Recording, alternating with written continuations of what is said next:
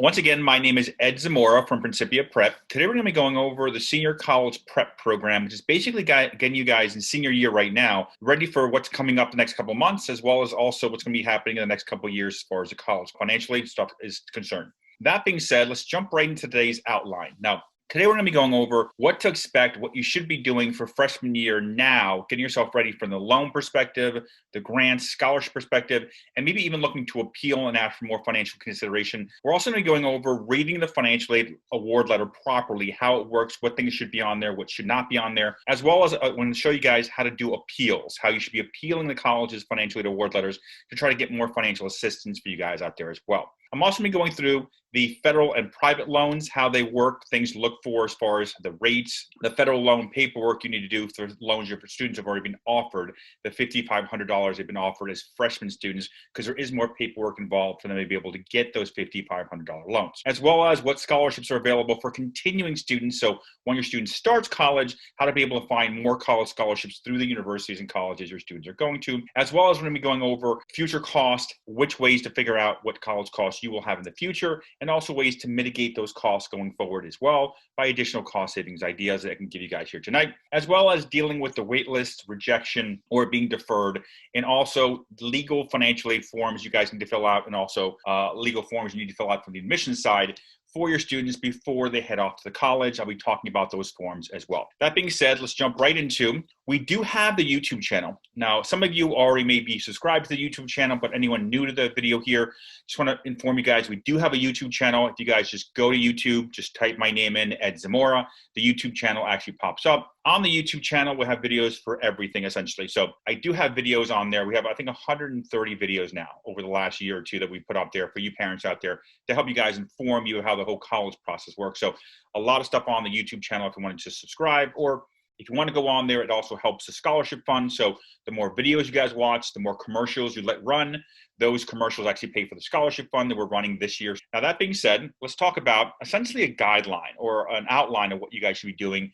going forward from here. Now, many of you guys have already started receiving acceptance letters from the colleges. Now, when it comes to acceptance letters from the colleges, that's basically the letter that says, congratulations, you've been accepted, and they typically will offer you scholarship money within the first paragraph or two. This is not the award letters. There's two different letters here you guys will be getting as far as financial aid is concerned. The acceptance letter where it says to you, you've been accepted and you're getting a scholarship, that's the acceptance letter. That's part of the financial aid package. The other letter you're going to get from the financial aid office is called the financial aid award letter. The financial aid award letter will actually show you the breakdown of all financial aid you'll be getting from that college. I'm going to go into more detail on both of those as well, but just want to inform parents, because sometimes parents unfortunately mix the two up. But the acceptance letter and the financial aid award letter are two different things, providing two different forms of information. Then in addition to that, once you guys deposit, which is typically you guys have until May 1st of senior year to deposit at most colleges. Some colleges have pushed it up to June 1st, but most colleges are still using that May 1st senior deadline for deposits. Once you guys deposit at the college, you guys will be asked or basically sent a welcome packet to that university. Within that welcome packet will be information about the health forms they need filled out for your student as far as physicals, shots, and so on and so forth, as well as also in that welcome packet will also be information about placement tests. Now, every college is going to ask your student to typically do a math placement and an English placement course, basically before they start the college, we test to figure out where they are as far as mathematics, as far as English, reading, writing, so on and so forth, to see what classes to put them into. So it's very important when you get the welcome packet that you open everything up and start filling everything out. Welcome packet will also be information about orientation, which most students, you do want to go to orientation. And obviously you walk through the campus to show you where the classes will be for your schedule. They talk about the nurse station, they talk about the career development center and everything else as if you guys are students there. So they inform you where everything is, so you get kind of used to where everything is, the housing people, the dorms, and so on and so forth. So you definitely want to make sure that when you get that welcome packet, you open it up and go through the whole thing. Now, after you deposit, after you do the welcome packet stuff, typically in the middle of June, around June 15th or so, you guys will receive the bill from the college. Now, in that bill from the college, what you guys are going to get are a few things. Right off the bat, I'm going to show you guys what the fall semester cost will be. Just assume whatever the fall semester cost is. If you're going to a traditional fall spring semester college, assume whatever the fall bill is, just to multiply that by 2.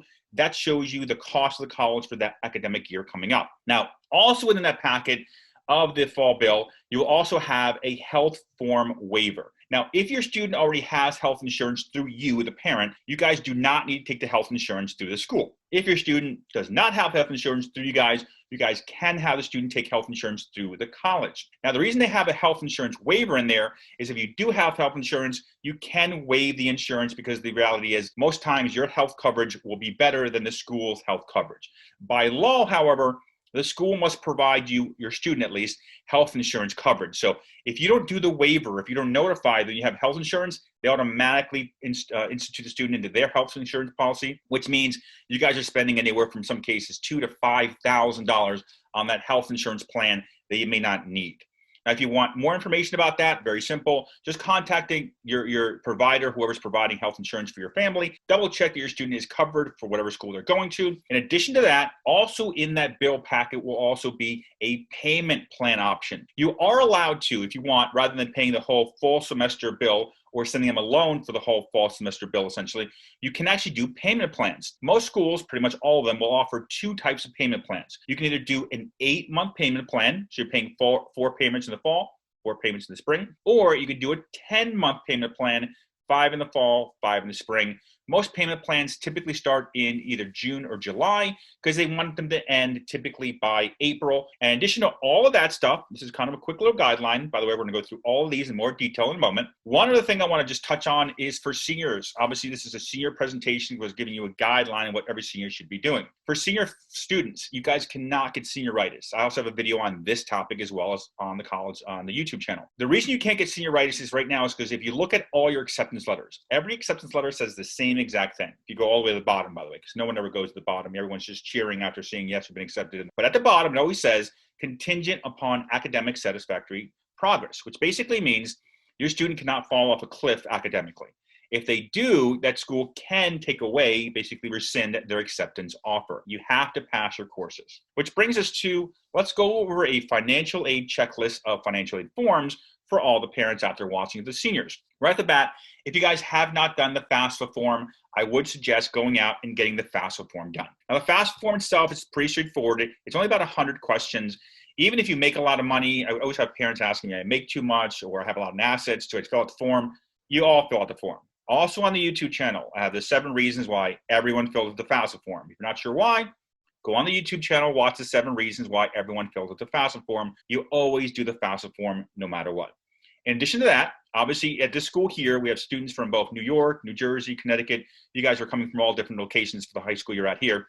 So I'm going to go through the other steps are at the end of the FAFSA form, you have to fill out your state required form for state eligibility. Now, if you live in New York, you fill out the HESC form. If you live in New Jersey, you fill out the HESA's NJ-FAM form. Now, these forms here, I'm going to go through them in a little bit more detail in a moment here. You have to fill out the state forms because of the fact that if you are state eligible for any state aid and your student stays in the state that you reside in, if you don't fill out both the FAFSA and the state form, the state you reside in will not provide you any financial assistance, no grant money. And for the state of New York, you're talking about, thousands and thousands of dollars. Same thing with New Jersey as far as grants. New Jersey, by the way, goes all the way up to $13,000 in grant money. So we're talking about a lot of money here in grants, all by filling out basically a few additional questions at the end of the FAFSA form.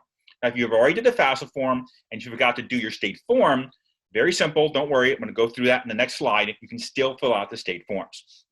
In addition to the state forms and the FAFSA, the next thing you all need to check on, you have to call the financial aid offices of all the schools that you've done financial aid forms for and double check, because sometimes I see that families fill out just the FAFSA form and the state form, but the school also requires the CSS profile form, and you guys forget to do that third form.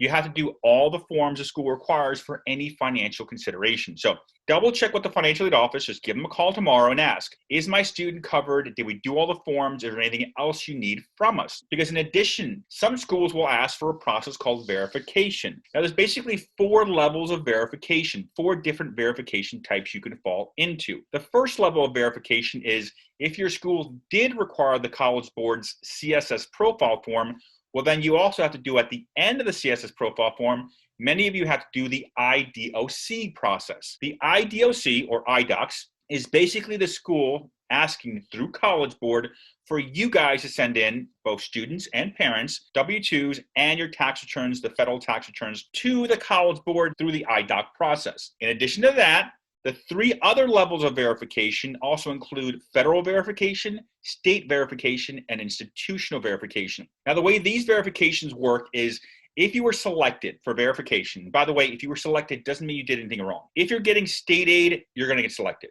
If you're getting federal aid like Pell Grants or supplemental education grants or teach grants or any grants whatsoever, to be honest with you, from the federal government or the state you reside in, they're probably going to verify you. In other cases, if you're not getting grants and you're wondering why did I get verified, well, the other reason is because you were just randomly selected. 1 out of 3 families are just randomly selected. Now, for those verifications, if you were selected for federal verification or institutional verification, the school selected you, you send all your paperwork to the school. If you were selected for state verification, you send your state paperwork to the state that you reside in, their website. So I'm going to give you guys the websites in a moment for those. If you're not certain if you are verified or if you're missing any forms, once again, very simple, contact the financial aid office.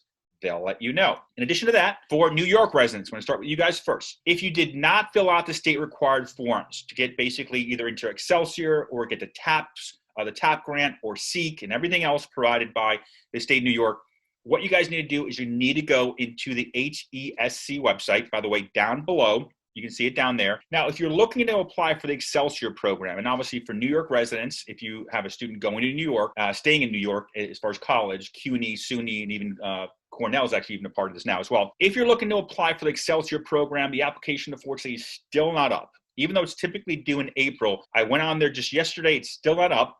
But what you can do is same website down there, you see, go on there. You can give them, as you can see here, I copied it on there. You can actually give them your email address to subscribe, and they'll tell you when the application is up for you guys to fill out the application for Excelsior. Now, obviously, Excelsior, free SUNY and CUNY tuition here for you guys in New York. This right here will require that your 2019 and 2020 taxes show an income, adjusted gross income, of less than $125,000. Now, for New Jersey families, because I know we have New Jersey families on here as well, for you guys, if you guys did not also at the end of the FAFSA click for the state information to send over your FAFSA to the state of New Jersey, HESA, you need to go as well down below. I have the link for you guys here and fill out your state information, basically connecting your FAFSA to the state of New Jersey's website, HESA. And then what you guys need to do in about another week or 2 is go back on there and double check by going on here and clicking on the to-do list. The to-do list is going to show you if the state of New Jersey requires any documentation from you. Now, if they do require anything from you, when you click on the to-do list, it will tell you. If you click on the to-do list and shows nothing is required, then you don't have to do anything. For everyone on here, typically the deadline for state aid is April 15th. So do not get late on this. It's a big deal. A lot of states offer a lot of good grant money for you guys, so I don't want to be late here. Now, that being said, let's start talking about reading the financial aid award letters. Now, once you guys get accepted, typically within about, I would say 3 weeks or so, some of the award letters have been a little bit later than usual, but within about 3 weeks or so, you guys will start receiving the financial aid award letters. And this is what they look like.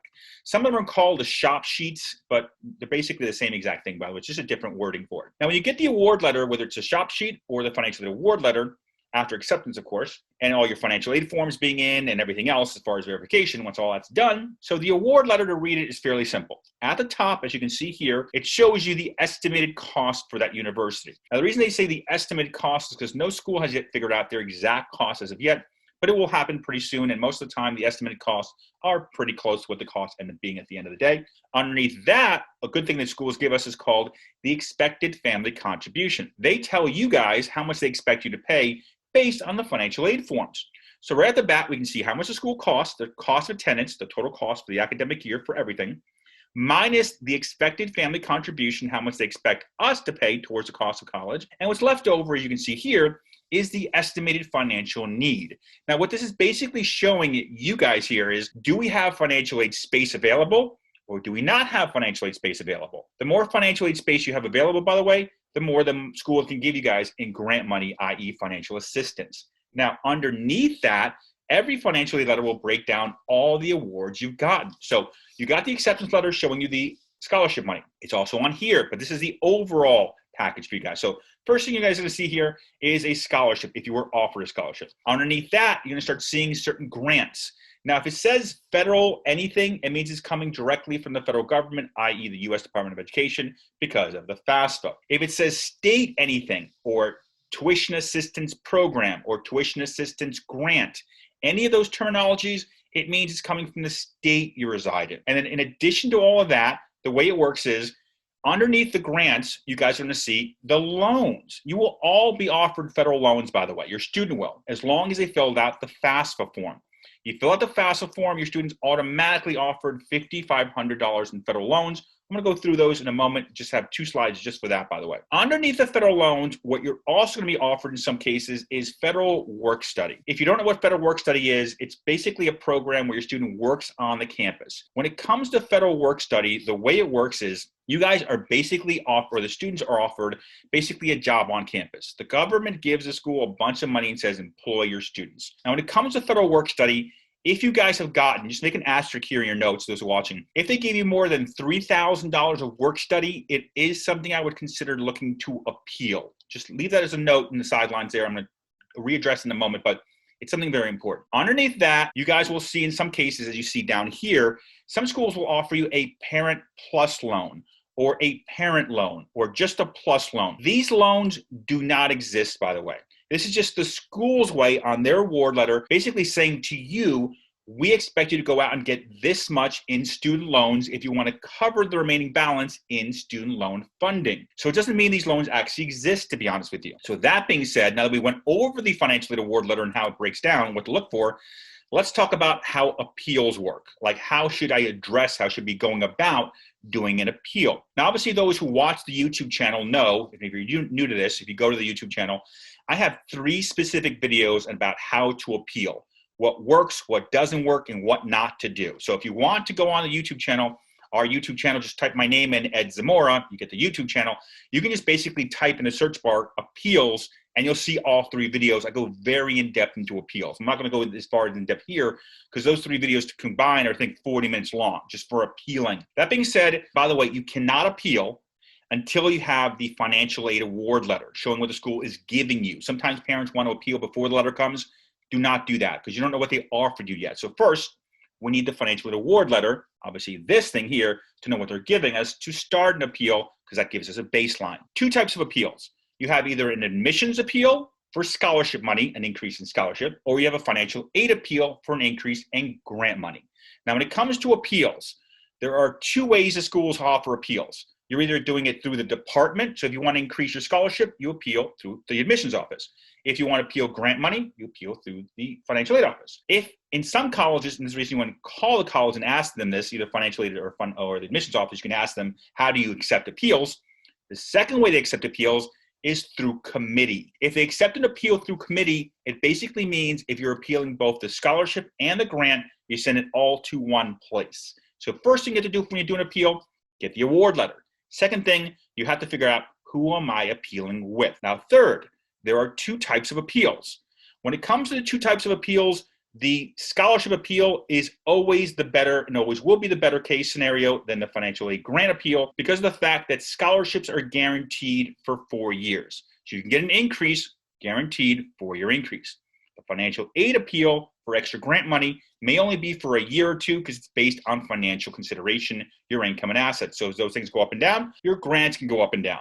Financial aid, grants affected by your income. Scholarship money, not affected at all by your income or assets at all. Now, that being said, let's talk about how you handle an appeal. For the admissions office, if you received a higher scholarship offer from another school, that's a reason I would go through and do an appeal.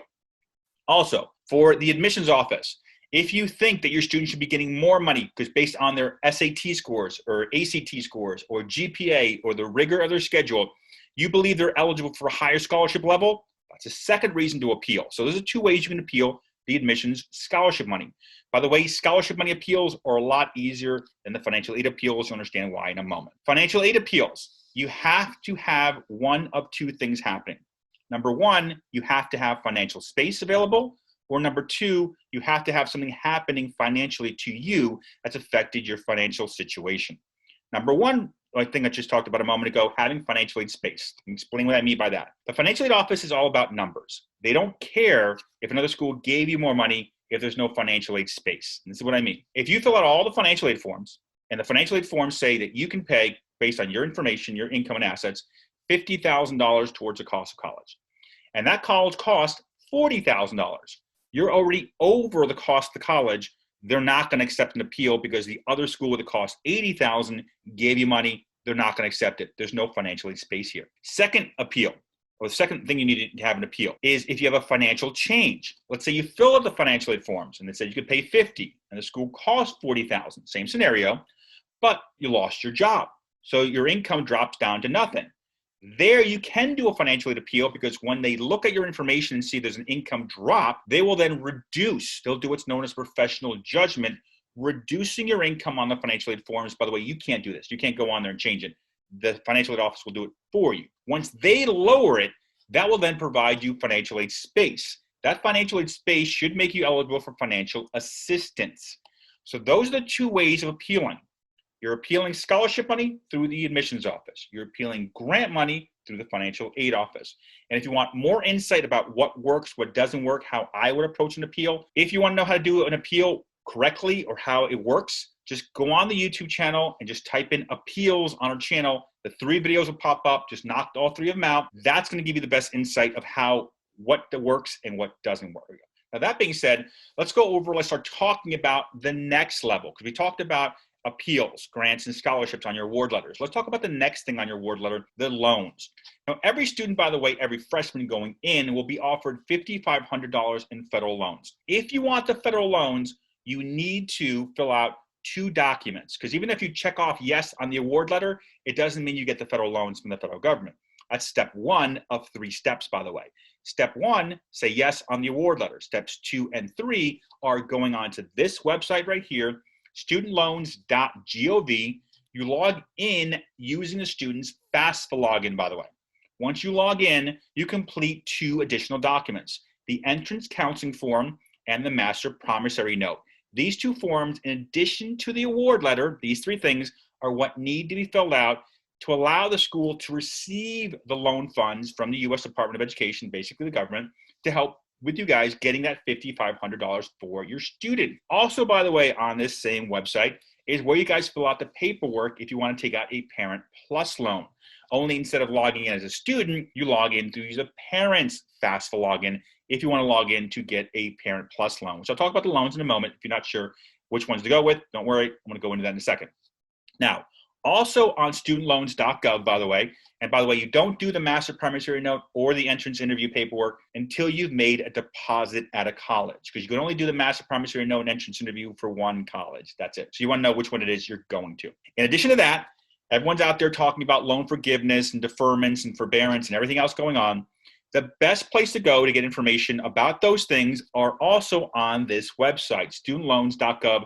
It's where they post all the stuff coming out about loan forgiveness, forbearance, and everything else. Now, in addition to that, let's talk about how the loans break down. Now, when it comes to the federal loans, your student typically will get $3,500 of subsidized direct loan and $2,000 of unsubsidized direct loan, which adds up to the $5,500. So if you're wondering what's the difference between subsidized portion of the loan and unsubsidized, very simple. The subsidized portion basically means the federal government's paying your student's interest on that loan while they're in college, and then 6 months after they finish college, that grace period is also paid for by the federal government. So technically, your student has no interest growing on that loan the entire time they're in school.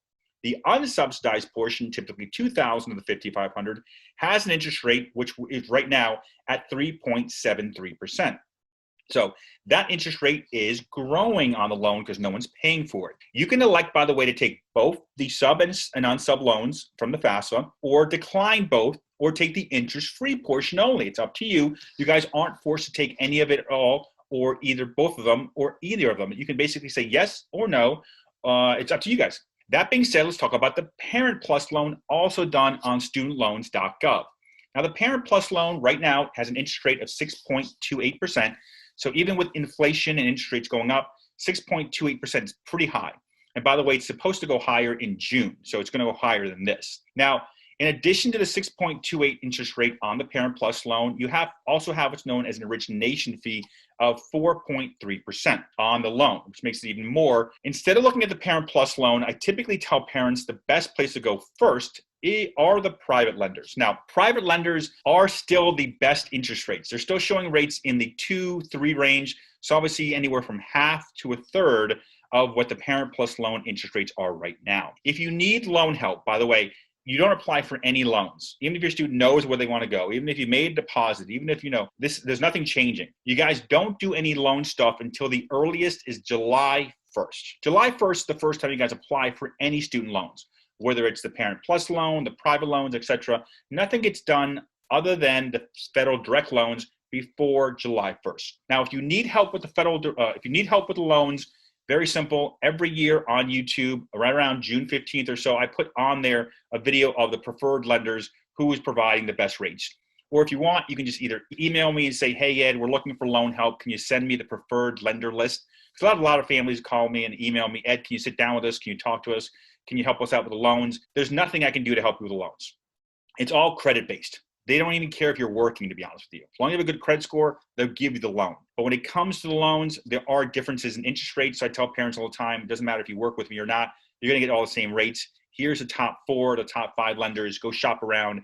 And then obviously that's gonna get you the best rate. So if you need help, just email me. I send everyone a loan list, by the way. That being said, let's talk about what you should be doing after your student enters the college, things you should be thinking about as far as cost savings. Now, obviously, the cost of college is going to keep increasing while your student is there. Typical increases in cost of college are 3 to 5% annually. So obviously, whatever you're starting with here, assume a 5% increase, very likely, because more things are increasing more on the higher end than the lower end right now. That being said, before you send your student off to college, I'd be contacting the admissions office and asking them, are there any scholarships available for continuing students? Now, they're automatically going to say to you, if they know there are scholarships available, they're going to tell you what you need to do. In most cases, it's going to be your student needs to make the dean's list. Let me explain how this works. When your student enters the college, they will not, by the way, increase the scholarship they have. They won't do that. But if they do well academically, which typically means a 3.5 and up, if they get a 3.5 or higher GPA making the dean's list, there are a lot of alumni who sent colleges a lot of money to set up scholarships specifically based on academics. In some cases, based on major too. So you want to ask the admissions officers because they typically know these things. These continuing scholarships are only available for sophomores, juniors, and seniors at these colleges. Now, the interesting thing is, before you start college, scholarships are handled by the admissions office. Once you start the college, the scholarships are handled by the financial aid office. So the financial aid office is also somebody you can also contact as well. If admissions is not sure or doesn't know or thinks there may not be anything coming in anymore, always check with the financial aid office. You're checking with both departments about continuing scholarships, because these are things you want to know. If my student does well academically, can we get more money? And here's an asterisk here, by the way. This is very important. Everyone listens up. If your student does well academically, most of the colleges will not provide you more scholarship money, even if you make the dean's list.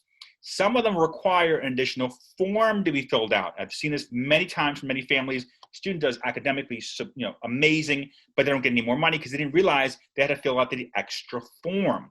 That's why you're checking with both departments, because if they say, yes, we do have these scholarships, you want to find out, okay, when's the earliest we can apply? Can we apply after the first semester of freshman year? Do we have to wait for the whole year to be done? Also, what forms do you need? And by the way, these forms are super simple. They're like 5 questions. I don't even know why they ask the students to fill it out, but it's something that's required by some of these colleges. In addition to that, not only now, but also in college, I would be utilizing these 3 websites at the bottom of the slide here. CapX, FastWeb, and FinAid. These are the 3 best scholarship searches. I like these guys the most. They're free. There's also scholarships out there, by the way, not just for students going into college, but for students already in college, as well as students are going for their master's or PhDs. So there's scholarships out there for many, many students, by the way. Now, that being said, let's jump on the next slide here. The next place you guys want to go, as far as figuring out the college costs going forward, is this website right here. It's called collegeboard.org. Now, on collegeboard.org, what surprises me a lot, especially when it comes to parents, is you guys are not utilizing this website enough. When it comes to College Board, this is a wealth of knowledge for the parents. What you guys can do is basically log in. Down below, I have the website, collegeboard.org, by the way. You go to collegeboard.org, and on the top right-hand corner of the slide there, you see where it says search. You can plug in any school's name here, by the way. And once you guys plug in that school's name, and you guys go on that school's profile, what you guys can see is you can start looking at the college cost of that university. You can also start figuring out not only what the costs are, breakdown cost-wise, but you can also start figuring out here as well if they offer scholarship money. You can also on here start figuring out, as you see at the tabs at the top here, how generous the college is from a financial aid need-based side. The reason you're doing this is kind of inform yourself to figure out not only this year are we getting enough, but every year going forward, what typical numbers should we look at? So if our income goes down next year, we should be maybe provided more aid. Or if our income goes up, maybe we lose aid. This is kind of informing you guys, not just looking at the year one picture, but all 4-year picture here. Also, the other thing I'd be doing is, and by the way, for this right here, down below is the website.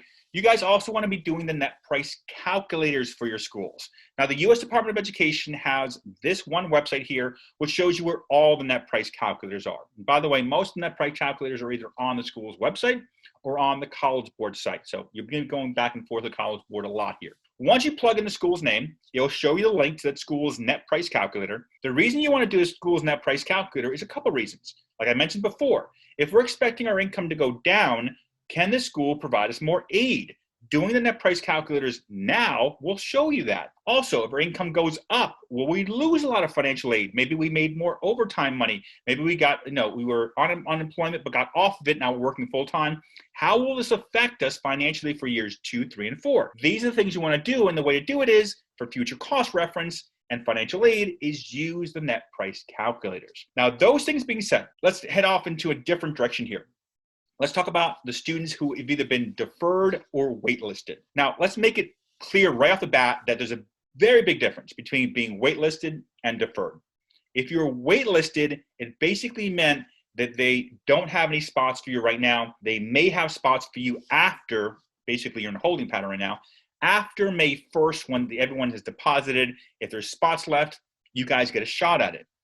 The deferred part, number 2, means you guys are basically, they like the application, but they weren't ready to let you guys in for early decision or early action or first choice, but they want to give you a shot at regular pool. So that means you guys are still in the running. Now, when it comes to the wait list, unfortunately, it's very unlikely there's going to be any spots left, especially if you guys are looking at very competitive colleges. Let's call it 10% acceptance or below. Very unlikely many spots are going to be open. Just to give you an example, if you watch the YouTube video, you already know. For UCLA, received 150,000 applications. That's just an insane number, 150,000, which broke the record from last year's applications, which broke the record from the previous year's applications, which broke the record from the previous year's application pool. So as you can see here, if you're looking at a very competitive college, very unlikely they're going to be able to accept you through the wait list, unfortunately. It's just, unfortunately, the game is over right now. If you're deferred, you still got a chance here. Now, I always get the questions, well, if we're deferred, should we call admissions? Should we email them? Should we stop by? This is kind of an asterisk here. And if you watch the YouTube channel, you know I have a video on this specific topic. If you've been deferred or waitlisted, what you should be doing. So if you want more insight, go there. But I'll break it down or this way. If you go on the school's admissions office webpage and you can't find a single phone number or email for any admissions rep, do not contact them. Just don't. If you have a relationship with them, however, you've been talking to them for a year or maybe 2 years, you've gone to open houses, you have their card, they told you contact me if any questions, then yeah, you can contact them and ask them for, let them know of new things that happened. And when new things that happen, I mean, if your student's been a straight A student the whole time, you don't call them and say, guess what, second quarter all A's. They expect that. But if you have any new achievements, any new honors, anything that has distinction or leadership, things that have value to it, then yes, you can kind of reach out to them to let them know of these new things that's happened. But if you can't find their contact information online or you've never talked to them, do not call them. It is not helping your cause. If you go on the YouTube channel, you'll see the video that explains exactly what I'm talking about in further detail. That being said, let's talk about if you were rejected, what you should be looking to do, what you can do. Once again, this is the biggest application pool in history, which broke last year's application pool. I'm not just talking UCLA, I'm talking NYU, I'm talking every school, basically record numbers this year versus last year's record numbers, even higher. So a couple of things you can look to do. Number one, you can appeal. You can ask the admissions office to reconsider your application to see if there's any chance of you getting in. Now, in 25 years of doing this, I've seen maybe, even me helping families, I've seen maybe 5 families get through an appeal for a rejected admissions application. I'm talking before the pandemic, before the numbers for applications went through the roof. So very likely now it's not going to happen. It's going to be virtually impossible. So in good bad scenario, I tell students all the time, if you're rejected, I tell every student this, by the way, whether they're valedictorian or just normal kid, I tell them all the same thing. You get to be annoyed for 2 or 3 days. That's what you can be annoyed, you can be mad, you can throw a fit, whatever you want to call it. You can go running, you can vent with your friend, have a coffee for 2 or 3 days, and then you got to let it go because it's not helping your cause. It's not helping at all. The other thing you can look to do is you can contact the admissions office, and you can ask them, is it possible for my student to go there as a non-matriculated student? Basically means is your student is not an actual student there. They're able to, at some colleges, take anywhere from 16 to 24 college credits, which means they are kind of progressing as a non-matriculated student, and then they can try to transfer in later on. I have seen this work, but once again, it's extremely rare. Also, for most of the cases for non-matriculated students, they're not going to provide you housing. So if you're looking to leave the state and you don't have a housing issue or housing situation available, it's going to be very difficult to even consider taking this route. And then, of course, the third thing is just accepting the rejection, as I mentioned before. You can be annoyed, you can be mad, good, bad, or indifferent. This year, it's just numbers game this year, unfortunately. I mean, there's some schools, not just UCLA, there's some schools like Georgia, received so many applications at Georgia, they couldn't even get through all their early action applicants. They actually had to push more than half the application pool in a regular pool because they couldn't even get to the applications. There were so many of them. Now, all that being said, let's get into the legal side of the stuff now. Now, right off the bat, there's a couple forms you guys want to fill out, i.e. the parents want to fill out for the student. The first form is called the HIPAA, the Health Insurance Probability Accountability Act form, basically. This form here you want to fill out in a few places. Number one, you want to contact whatever school your student's looking to go to. You want to contact the health office and ask them, do they have a HIPAA form there? We want to fill it out. And you also want to check with the local hospital for that student where they're going to be residing as far as college, and ask them what forms they need as far as HIPAA are concerned, and get both those forms done for the school and also for the medical center or hospital nearby. Reason being is that something happens to your student. And obviously, we don't want anything to happen to our students, but these are the things we do for insurance policies, by the way. Something happens, they go to the hospital. You are not allowed to do anything at all, medically wise speaking, unless you're on the HIPAA form. That's why you want to have this form filled out just in case before school starts with the health office there, as well as the medical center close by or the hospital, to be able to cover your student just in case something happens medically, okay? Second form you're going to fill out is called the FERPA form, F-E-R-P-A. The FERPA form is the Family Education Rights and Privacy Act form. This is done directly through the school's records office. In some cases, they're bursar's office. In some cases, they're both the same office, by the way. So you contact the admissions office if you want and just say, we want to do the FERPA form for your school. Who do we contact? They'll let you know what department, just in case it's a different department, but typically bursars or records office. The FERPA form basically grants you as a parent access to all the students' information at the college. And I don't mean just the financial stuff. I mean the academic stuff too. So it allows you to check in on them grade-wise, how many credits they have. Are they going to class? You can even check that as well, by the way, through the FERPA. It also shows you their bill. It allows you access to the financial aid forms. It allows you access to everything, by the way, through the FERPA. Now, if you want more insight on both these forms, once again, on YouTube, I have a video just on these forms. So I go in a lot more in depth on the YouTube channel because I obviously don't want to keep you guys here for like 4 hours, by the way. But the YouTube channel has a lot of insight for you guys. All of that being said, if you want more help, if you want more assistance, we do have the newsletter that goes out every month for senior parents. If you want to be eligible for the newsletter, if you didn't sign up through the pre-registration for the Zoom meeting, not a problem. All you need to do is just email me. I'll give you all the contact information again at the end. It doesn't show here in the right-hand corner, but on the newsletter, I talk about what you need to be doing every single month, by the way, whether it's academic, financial, college-based, etc. So if you want the newsletter, just send me an email, letting me know what grade level your student is in. If you have other students, what grade levels they're in, so you guys get the right newsletter because it is grade specific. And that being said, you guys also want to realize that the college decision is a big deal. It really is. Your student has been going through 11, 12 years of education now to get to this point in time. You guys need to be talking. You need to be discussing. If you think your student is making the wrong decision, if they're going to a school because it's name brand, but they're going to hate it because it's located in the middle of nowhere, or if they're not a city person and they're going to a city school, or you think it's going to be too competitive, or you think it's going to be too expensive, these are the conversations you need to have with your student. And I tell parents all the time, you can't think of your child anymore as a kid. And it's hard to believe that as parents. I'm a parent too. You have to look at them as adults. No matter how old they are, I know we're going to look at them when they're 40 and think about them when they were 3 years old, 4 years old. I understand how it works. But the reality is you cannot look at them as a child when you're talking about college. If you know the college is too expensive, you have to have the conversation. Maybe it's not the right financial fit for us. Maybe we go in a different direction. If you think the college is too far away, or if the college is too competitive, or whatever the situation is. Just sit down with them and just say to them, look, I'm your dad. I'm your mom. Let's have a discussion here, just a frank discussion. This is what I think. I'm not telling you what to do as a student or as my child. I'm just letting you know the situation in hand and the way I look at it. And then let's have a friendly conversation here. It's not a debate. It's one of those things where colleges are no longer cheap anymore, and they're not going to get any cheaper. Whether it's inflation or not, they keep going up, and they're going to continue going up. This will be the first year, believe it or not, that there's going to be about a handful of schools this academic year that will cost over $90,000. By the way, there's no college that should cost $90,000.